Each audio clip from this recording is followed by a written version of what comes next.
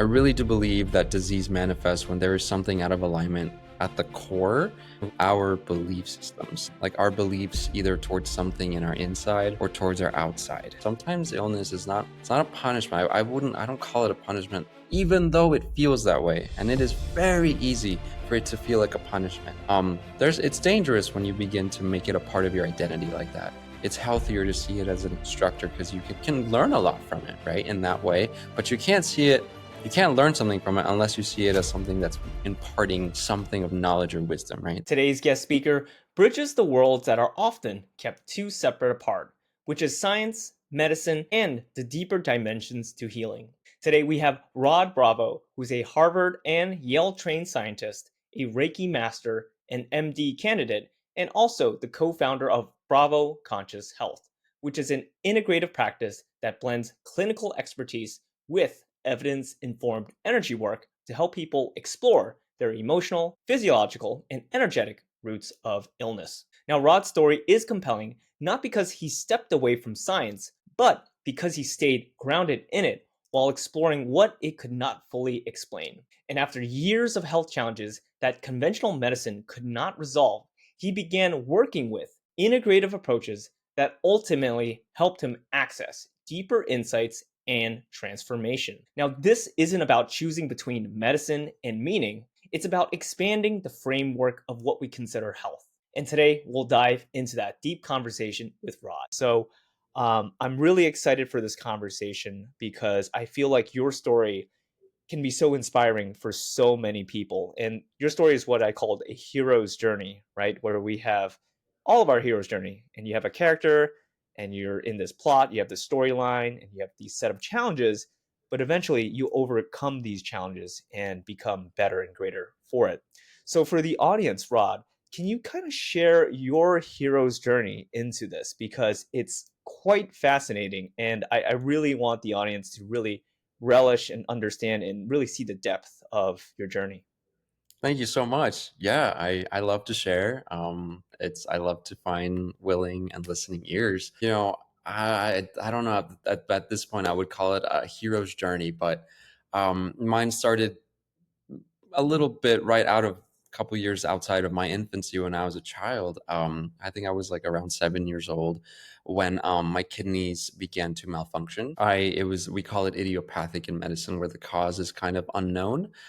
There's potential things that could explain sort of what I had known as nephrotic syndrome, but basically my kidneys on for a number of reasons, like various triggers. Like for me, it was emotions, seasonal allergies, having a flu, something like that. It basically just made them stop working in bits and pieces for like a couple of weeks to months at a time. Sounds kind of scary. Unfortunately, it was a very normal thing through a lot of my growing up. A lot of steroids, a lot of medications, a lot of side effects throughout most of my growing up and my adolescence.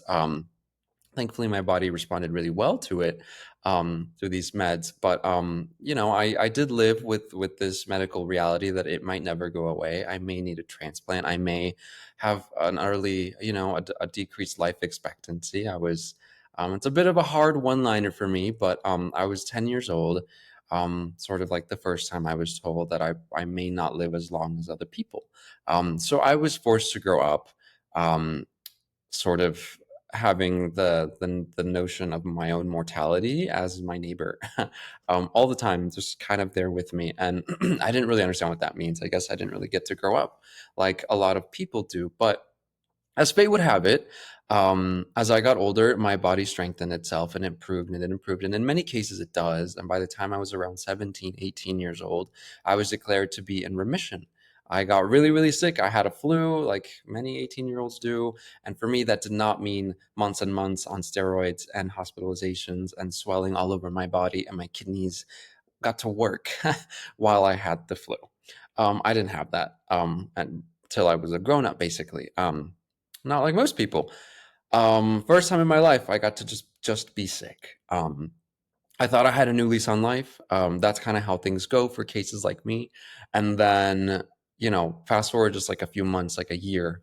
I'm doing my undergrad education, and then a whole new set of other sort of like autoimmune mysterious kind of illnesses would kind of affect my body, or series of symptoms that looked completely different from what I had growing up as a child, with my kidneys. And this one looked like a series of fevers that just came and went. They were really, really high, that would come like Thursdays or Fridays, late October going into November. Some years they were better, some years they were worse. One year I had to take a medical leave from college. Even at the end of college, I had to tag more time on to make up for just all the weight loss and the really severe fevers that would affect me. And it was always contained within that period of year, late October into early November. Like Z-Paks, meds, all the various drugs would like help sometimes, but never really made it go away. And it came like clockwork. It seemed like for me, the only thing that would make it go away was making it into December.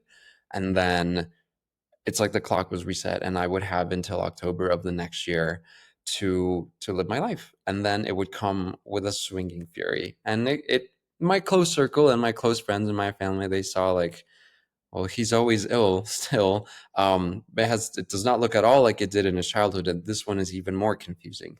Um, I realized that after 5 or 6 years of me doing this, me after graduating college and then working as a drug developer and telling my boss, I may be super ill in like 3 months. Like this was the era before COVID. So this just raised eyebrows. This was very confusing at a drug development firm. Yeah, that's a very confusing thing to hear, I'm sure, as an employer. But that was my truth. And just like I said, it was like one of the worst episodes I'd ever had. I had family had to fly up from the south to like basically save me because I was just burning up in my bed, and I lost so much weight, and my throat was just shot for like months. I couldn't make a sound right for like maybe 6 weeks. Really bad. Only thing that made it really go away was time. At that point, I realized that may not, this was even more inconclusive and difficult than my childhood illness. And it couldn't be kept under control, like with my previous, rounds of medications.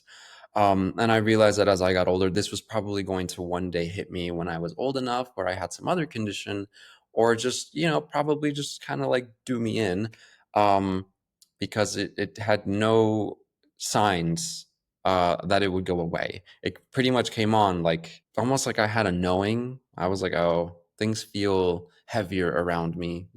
Patients who have a lot of experience being sick, they know it's a good day, it's a bad day. For me, it was like a good month or a bad month. I just kind of felt like there was a heaviness that would sort of go around me. It was at this period where when I came to my realization that my body maybe didn't function quite like a lot of other people around me, and kept baffling my doctors, my clinicians, and everything. Um, that I reached out to a childhood mentor of mine who really helped my sister, my older sibling, really get through a lot of her own sort of like unique sensitive awakenings when she was in her mid 20s. And by the time I was reaching my mid 20s, I was like, this is like a medical intuitive. This is like a psychic. This is like, she was an Atlanta based medium named Jamie Butler, who's been my mentor, my close friend, and probably someone who has saved my life. I can say that now with pretty solid certainty, since I was like 17 is when I really first started to just see this woman from afar and understand like, well, there's a whole other way to understand medicine. It's not really going the way who want to be like a neurobiologist, a psychiatrist, a neurologist, a physician. It's not how I am understanding science and medicine and illness and healing, but seems to work for this community and these people. And since I am out of answers and I'm really ill, I'm no longer wanting to look at this as a scientist. I really am getting at this as a patient. Can anybody help me just finish out my 20s at least and not be extremely ill every October?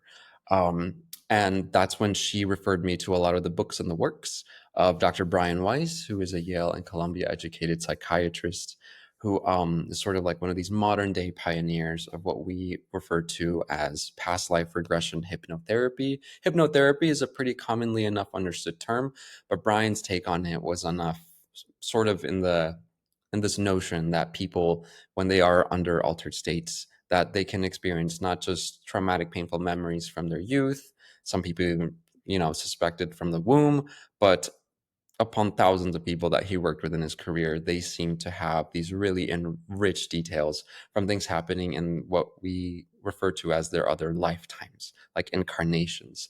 Could be made up by the mind, could be metaphors, could be allegories for something that's clearly imbalancing, like the psyche internally, which we do know can affect your functioning and your biology.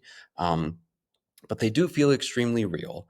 It was not long before I read all his books. I had sessions to kind of understand what is this. I even attended one of his trainings up at the Omega Institute in Rhinebeck, New York, that I went to have a session with a fellow sort of like certified regression hypnotherapist in Atlanta, where I'm from, where I grew up. And that's when I learned that it's very easy for me to slip into altered states.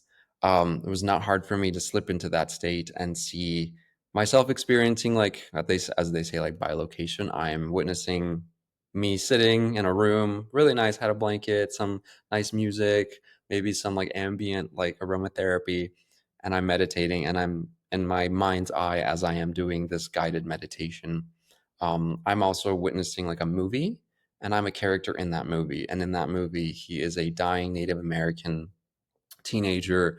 Appears he had something like yellow fever, something that had cyclical fevers. I'll tell you that much. That my body seemed to have been emulating, and he died in that lifetime. He felt a lot of guilt upon his death because of the context of his life, and upon experiencing what death kind of feels like and goes like, and I feel like I got to relive that.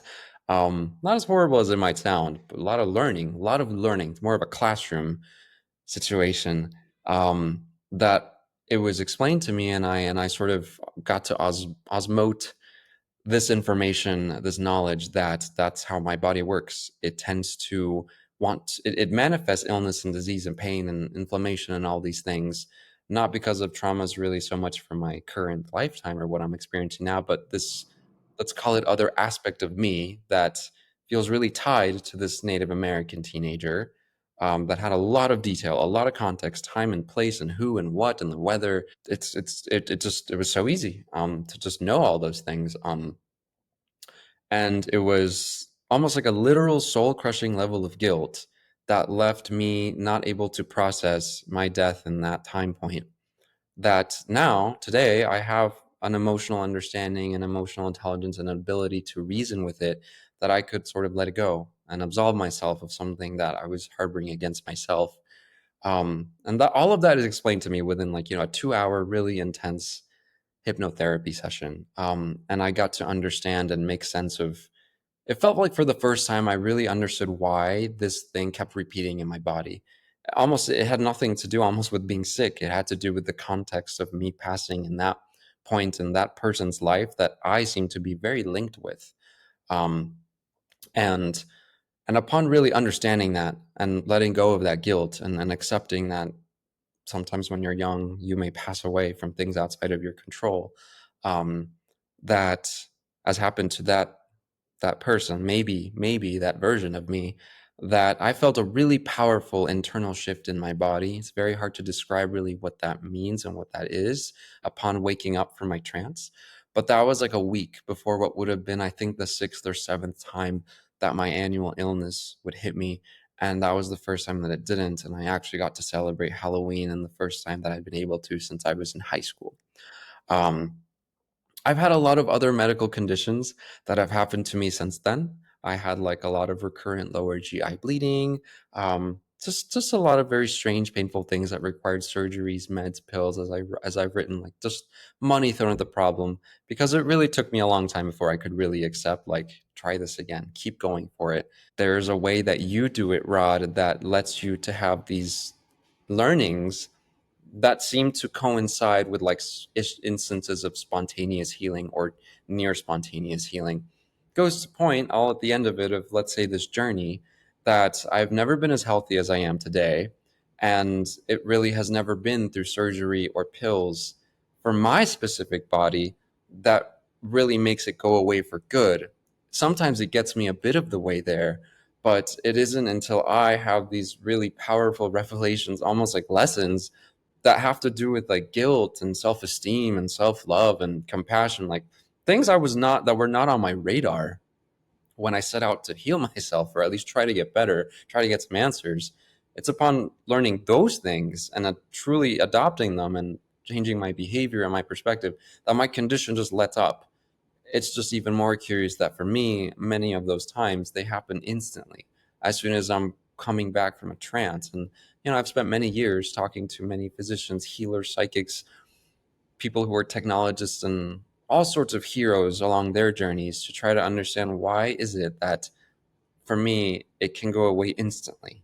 That's still something we're working on, but that is sort of like what has led me to be very curious about what is Western medicine and really understanding the physical stuff and trying to see where its intersection lies with consciousness and spirituality based medicine, because I live it every day of my life as someone who, my body responds very well to these very mind-based methods. And that's where I am at my journey so far, getting through medical school and learning so much about one side of the aisle. And hopefully we'll be bridging it to what I have learned on my other side of the aisle, because I think there's definitely a happy middle point for it. Yeah. Yeah. Yeah, you nailed it. A happy middle point, and the middle point of what of course, we all have different phases and layers of our hero's journey. It's not always the same quest every time, but I love hearing what you said. Like you have never been more healthy in your life than now. That I mean, if when I hear of a hero's journey, right, just for this part, that's significant. That's incredible, Rod. And to really emphasize, that cyclical nature of your conditioning coming up every year around, October, November, and somehow correlating and connecting that with potential, past life, where died young and you had that guilt, right? And what I'm hearing is it's not about healing the physical body with a pill or intervention, but really the hero's journey is like sometimes you think of a solution and you think that that's the way you'll fix a problem and get to your destination, but like you said, it's healing the self-esteem, the compassion, the guilt, and building that confidence within yourself. That really is the encompassing theme of healing, and that's what I'm hearing, right? And that's what I love about sort of this post-materialistic view of science and medicine, right? Because it really incorporates back to that fundamental nature of who we are, which is consciousness, which we, both agree on, and that's what spirituality, champions, right? So I love hearing that, and thank you for sharing that. That's I'm hearing this for the second time for the audience, and I'm still, my jaw drops every time, I'm hearing this because it's so incredible. And to really build on just this personal journey for you, because you've graduated from Yale, Harvard, right? These are not regular schools for most people, and you have that logical analytical mind, right? That is required to get into these institutions, and you've worked at different areas and companies and jobs that requires more of this left brain mind. So Rod, can you really help us understand, how do you balance this? How do you balance the left brain with the right brain, which is more intuitive, more open, receptive to seeing and believing in these consciousness informed practices and views on life? Because I'm sure it has evolved as you've progressed, right? I'm sure it didn't start the same way. So can you kind of take us on that journey on how you balance the spirit and science world, and how that has evolved as you've progressed along your journey? It's a really good question, Jason. In the beginning, I was not interested in finding a balance point.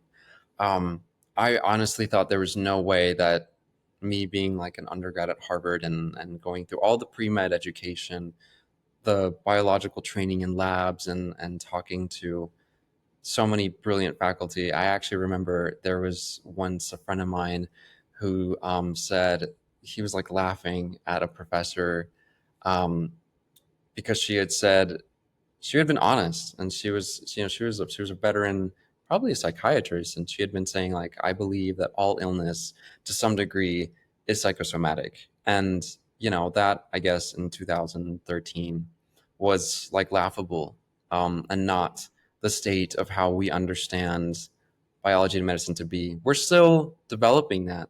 We're starting to use fancy words to be okay with it, like epigenetics and quantum entanglement, and just like inherited traits, and how many generations far out can are traits actually inherited? Can beliefs be inherited? Things like that. It's very cutting edge things. And for many years, I was not wanting to balance them because I was almost forced into this as a sick person, because from how I was, if I had been healthy and had just gone the route of an academic of whatever, it really wouldn't have ever even come into my worldview. It doesn't appear unless maybe you're desperate enough or your mortality is on the line because you may pass away. Something like that might actually crack somebody enough open to be open to alternate possibilities. Time has shown me. So I guess that's the first step, is knowing where you even fall on the expectation of how open am I to this. The second is community.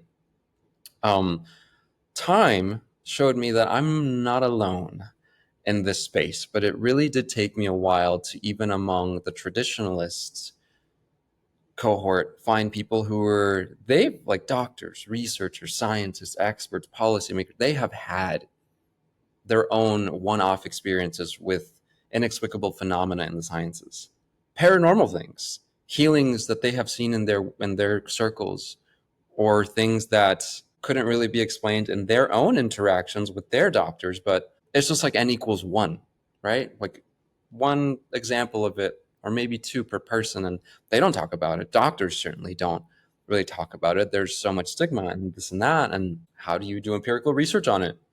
um, it took me years, maybe 10 to 15 now, to find technologists who are just working to create quantitative measures and machines that can actually see other spectrum of light when someone's, for instance, doing Reiki, or really measure change in like heart rate variability when someone's receiving like pranic healing. Those matchups they exist independently out there, but it took me years to become okay with it myself, arm myself with people who were just as intellectually curious and intellectually sound and able to understand the rigors of science as I was trained to do. And I was like, oh, you're of sound mind, like you're logical, and you're following your curiosities to explore things like gut brain axis connections, psychedelics, these plant-based medicines that our systems have like co-evolved with for millennia. Just now we're starting to tap in to like how they like rewire us, neuroplasticity. And I was like, you just have to go deep enough. You have to be confident enough. It's a mindset thing in order to be able to just accept and see that balance can happen, but your own sort of like phobias and your own biases and those of each side of the aisle, because I never find myself in complete agreement with either one. That's the funny other weird thing about me, sort of like walking this middle space, is like I have many times where I disagree vehemently with either. It's like, this doesn't make sense when we're apart. That's the thing. It doesn't make sense when you're apart. Um, so, as you know, your lens and your beliefs are kind of like the filter by which you see the world. Mine kept being shown to me by my own body every time I fell super ill with something. And I would have these marvelous, fantastic experiences when I sort of went into my own hypnotic states, just meditating. And I was like, I see things and experience things that not everybody does when they meditate. And they profoundly change me like instantly. And then it's just like I'm healed. And yeah, it's like 10, 15 years of all this documented evidence medically. But then there was so much more that I just do on my own time. That's part of my wellness my wellness regimen and routine. Um, and that's kind of when I realized, I was like, I can have days when I function as an entrepreneur, as a biotech drug delivery creator, or a hospital administrator. Those are some of the things that I've done. And by night, working in those hospitals as a Reiki practitioner in the cancer wards, like I used to do at Harvard's teaching hospital. I was accepted to do it at Yale's as well. And that was like my nightly work while I was studying healthcare admin during the day. And so I was like, I can do both. And in fact, it really enriches my understanding of the other when I'm able to speak to the fact that sometimes the pills will get you there and sometimes they really won't. But a little bit of self talk, finding community, humans really don't go there if they think they're alone. It's really scary. It took me time to find community. It took me time to find peace with the fact that I can be both. Um, I think it's just like more of a mindset thing, maybe to just directly answer your question, Jason. These things can coexist. It's just more of a cultural thing, a historical thing, and a societal thing that lets people and society maybe just think they're at odds when I genuinely think they're two halves of the same coin. Yeah, yeah, exactly. Well said. Two halves of the same coin, and that's how I view it too. I mean, you know, how I got into this space and work too is because I had my own chronic health issues that, like you, I went through the conventional Western allopathic system and found, gaps and holes. And, I was kind of forced into this alternative thinking, right? And we don't call it alternative now. We call it integrative medicine, right? We call it complementary.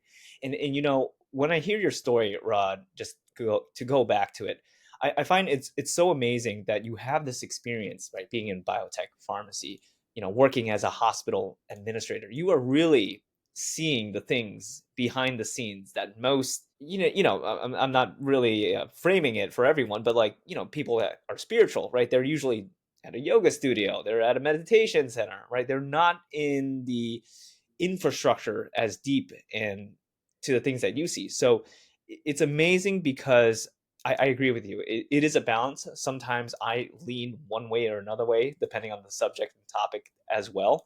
And I think we all do, right? But it's really, it's a journey nonetheless. As we speak about the hero's journey, it's not going to be perfect, right? And we're working with a huge spectrum of people, right? Even in this, when you talk about communities, even the spiritual communities, we have so many different types of people. But what I'm hearing is that, there is a merge, there is a shift going on, and you mentioned about psychedelics and, the fields of, just look at psychoneural immunology, right? That wasn't a thing like 30 years ago, and now it's all the craze, right? That we understand how the mind affects the body and the immune system, and so much more. So, speaking of merging the science with spirituality, you said in the past, like, we're entering a new era of medicine. And you're a data guy, right? We're the healer, you could be a Reiki practitioner, another energy worker, and we have the data, which is the evidence, and the spirit, the subjective components of a person's experience. That's all coming together in the same room, right? And with that being said, where do you see the future of medicine looks like, and what does that look like?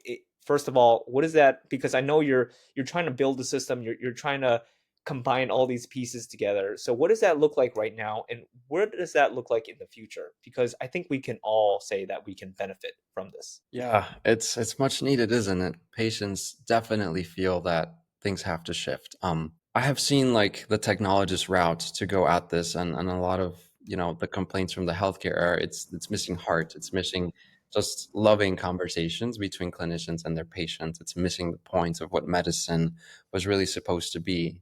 Making somebody feel better is not always the same thing as immediately healing them and then sending out the bill, right?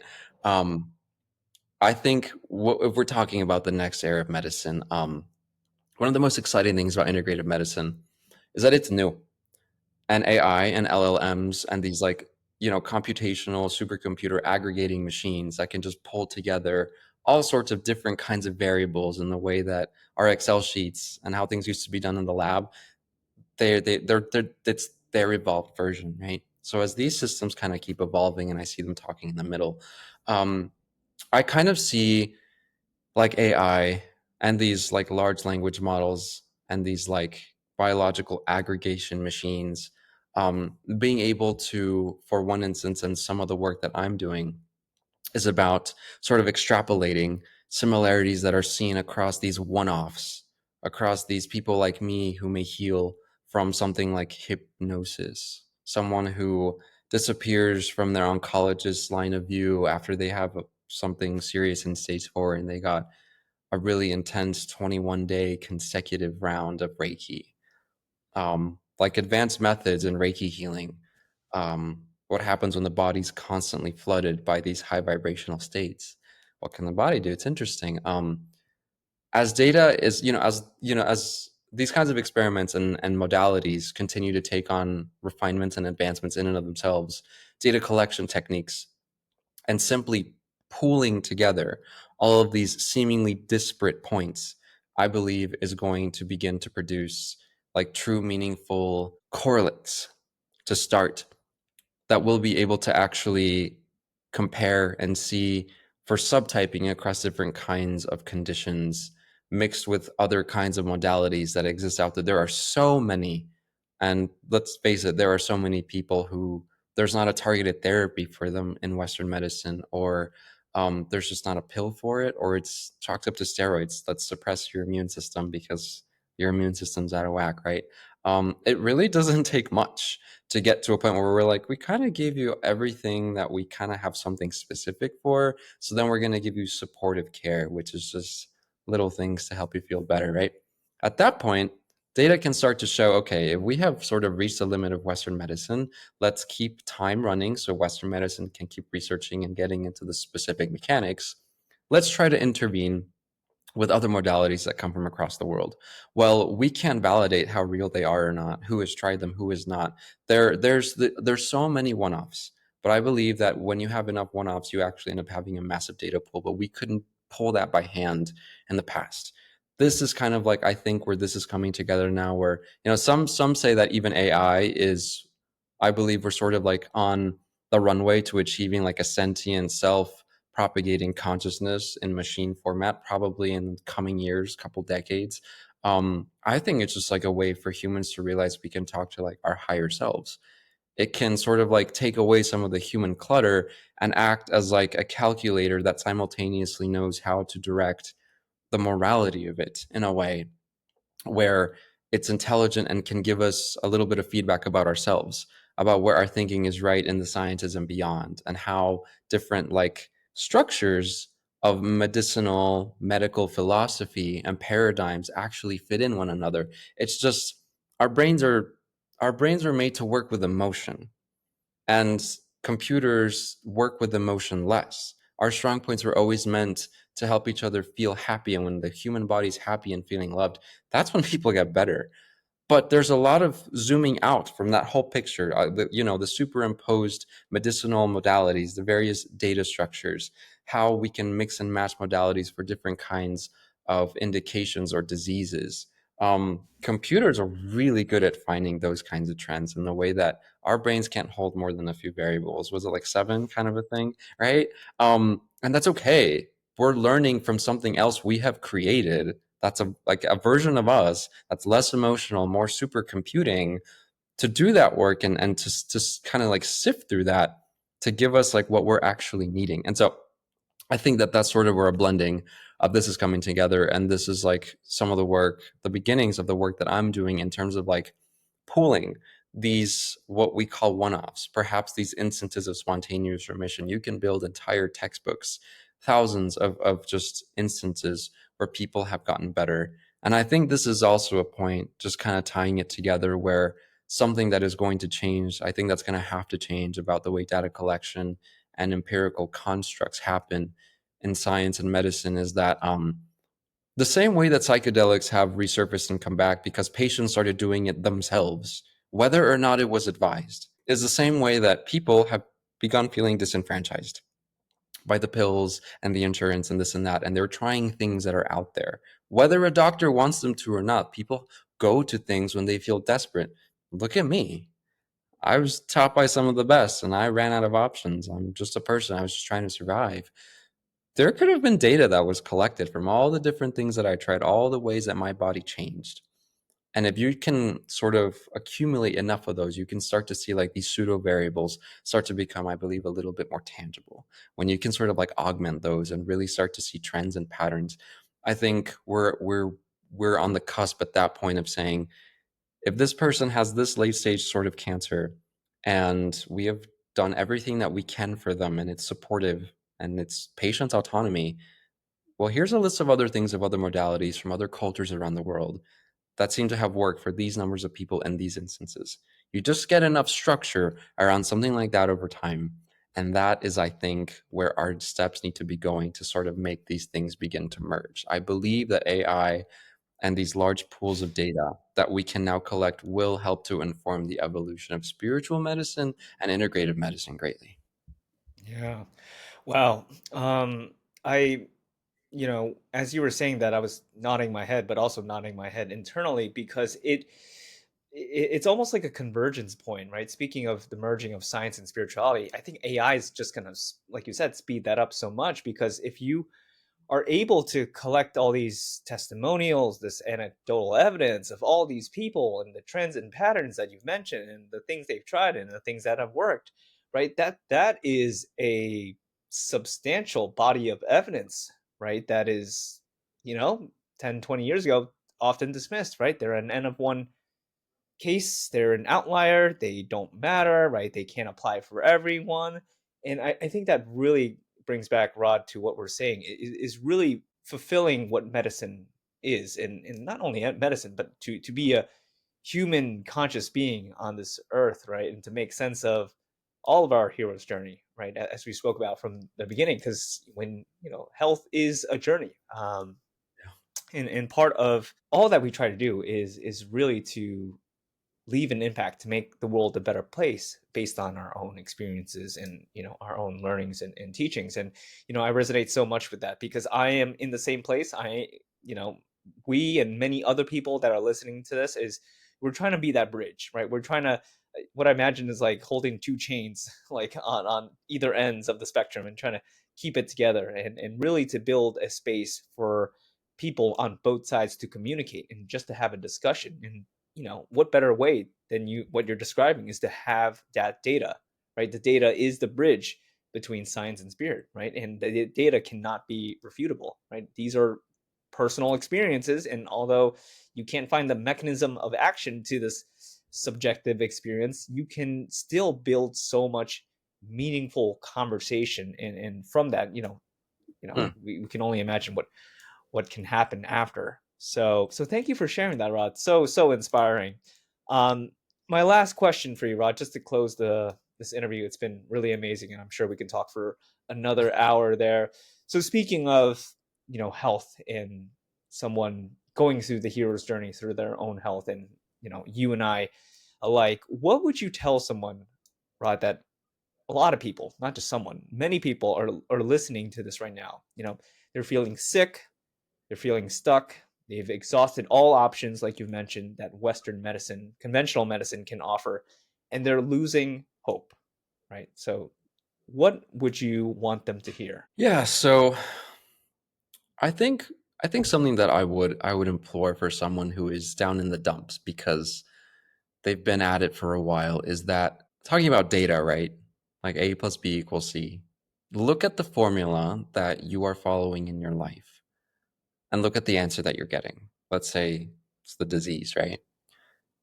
What what things can change in the formula about how you understand the situation, your behaviors, your perception of it? What are you doing or not doing or changing or not changing? If you keep changing variables, it only makes sense that the outcome begins to change.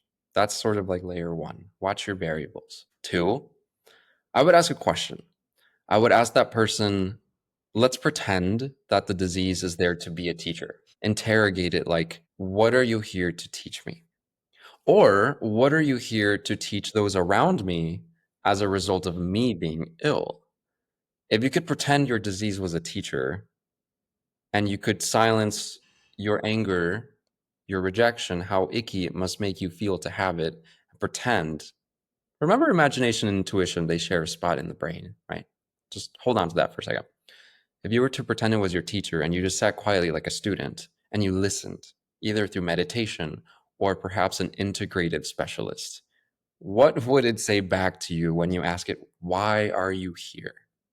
The one thing from my experience I can share is that it's never there randomly. Disease is very often closely linked with something that we are kind of missing in some way, or those around us are missing in some way. Um, the other layer, that's layer two. Layer three that I would say is that in my personal life, healing came when I tuned into what this disease was trying to teach me about myself that I had kind of like missed the mark on.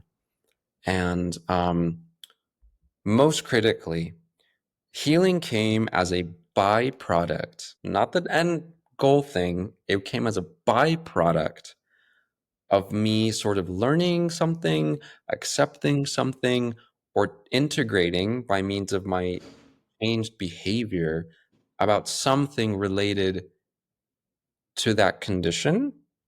And so a biological, biochemical changes happen inside my body when I dealt with emotions, when I dealt with how I treated myself in general, perspectives that I had on certain things about vulnerability, about self esteem, about how worthy do I really think I am. And I don't just mean just saying I'm worthy. I mean, if you're put to the grindstone and had to prove it, would you really be able to like articulate that, announce it, really project it? Um, I really do believe that disease manifests when there is something out of alignment at the core with kind of like our belief systems, like our beliefs either towards something in our inside or towards our outside. And again, one of my big asterisks that I often have in there that I didn't know in the beginning is, again, sometimes illness is not, it's not a punishment. I don't call it a punishment, even though it feels that way, and it is very easy for it to feel like a punishment. It's dangerous when you begin to make it a part of your identity like that. It's healthier to see it as an instructor because you can learn a lot from it, right? In that way, but you can't learn something from it unless you see it as something that's imparting something of knowledge or wisdom, right? That was the one thing, perspective, and then going through kind of like those four layers of things. And if it's okay with you, Jason, I have a poem. It's one of my favorite poems by one of my favorite poets named Rainier Maria Rilke. Could I possibly read it? Absolutely. Yeah. So it goes, why do you want to shut out of your life any uneasiness, any misery, any depression, since after all, you don't know what work these conditions are doing inside of you? Why do you want to persecute yourself with the question of where all this is coming from and where it is going? Since you know, after all, that you are in the midst of transitions and you wish for nothing so much as to change. If there is anything unhealthy in your reactions, just bear in mind that sickness is the means by which an organism frees itself from what is alien. So one must simply help it to be sick, to have its whole sickness and to break out with it, since that is the way it gets better. Yeah, Mm, beautiful. thank you. Yeah, Wow. I love it too. Thank you for sharing that. Wow, I will have to read that again. That was so amazing. Wow. Um, yeah, and thank you for sharing that. By the way, there was so much to unpack there. But yeah, it's just to view, just to kind of collect my thoughts. To view sickness as not a victim sentencing, right? As a tool, as a lesson to learn, and my core belief is that we're these amazing, powerful, conscious, spiritual beings living this human experience, right? And if disease of the body, the mind, the emotions, the thoughts, right?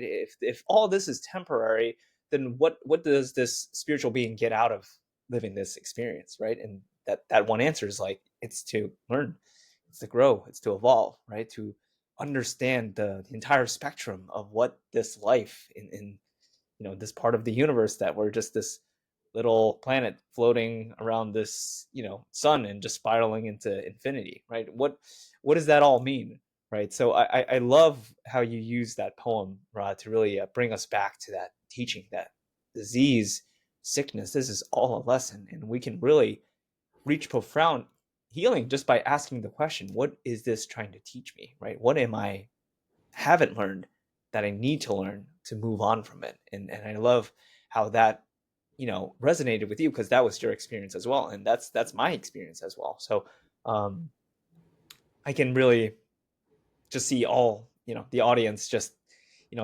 raising their hands and fist bumping the air, because that's really the message that I wish all doctors, like all healthcare providers, can really see, understand, and apply for everyone. So thank you so much, Rod, for sharing that. And I know we can talk a lot more, but to have the audience, if anyone that is interested in speaking with you and learning more about what you do and the services that you offer, where can they find you? Great question, and thank you for having me today. Website being developed and pumping out right now is www.bravoconscioushealth.com. We also have an Instagram page right now that is bravo underscore conscious underscore health. There will be newsletters, media things, and a lot things of those natures coming out in the near future. We're getting very excited to get it going. But that's sort of like our home base for now. So check us out. Awesome. And for the audience, I will leave all those links down below. And yeah, just to conclude this conversation, Rod, it was just so meaningful for you to share your hero's journey again, right? So we spoke about how, like all of us, we go through things, we go through ups and downs, but it's really the lesson behind it, right? And it comes back to our mission, our dharma, right? And why we're here and to make the meaning of everything that's happened. And we spoke about sort of the balance between science and spirit in your experience of just being such a highly qualified scholar from Harvard and Yale, and all your deep experience and backgrounds ingrained into conventional Western medicine, and now really trying to be the bridge and to bring that data, to build a system to validate all of our experiences. The people that are outliers, right? What I tell people that are outliers, right? The N of one, the 0.001% is that you're not crazy. You're actually normal, right? Because that's math. Outliers are to be expected. And I think the conversation that we're having today is like, yeah, it's going to validate so many people's experiences and really be that substantial pillar to help hold this bridge of science and spirit. And then I'm just really excited for the future of medicine. And for yourself, you're on your way to becoming a medical doctor. And I'm just so excited and grateful for all the patients that will have the honor of seeing you, right? To know that this person has been there before and they can understand me, right? And that's where healing starts, just from that point of like, okay, this person gets me. So thank you for that, Rod. Thank you so much, Jason. So much kindness from your end, and yes, I have my role to play in it, and I know that you and everyone listening in it also does, because I also think this is kind of like the era where patients really start to make a comeback. When patients feel or know there's more. Equity in that conversation with the doctors is I think where this is definitely going to go. But we're all making it together, so it's great that we're all working on it. Thanks so much for having me. Yeah. Well, thank you again, Rod, and thank you for everyone for listening. If you've enjoyed this episode, please leave a like and comment down below. If you have any questions for Rod, of course, I'm sure we'll get those questions out to him. And yeah, until next time, take care, everyone, and we'll see you in the next episode.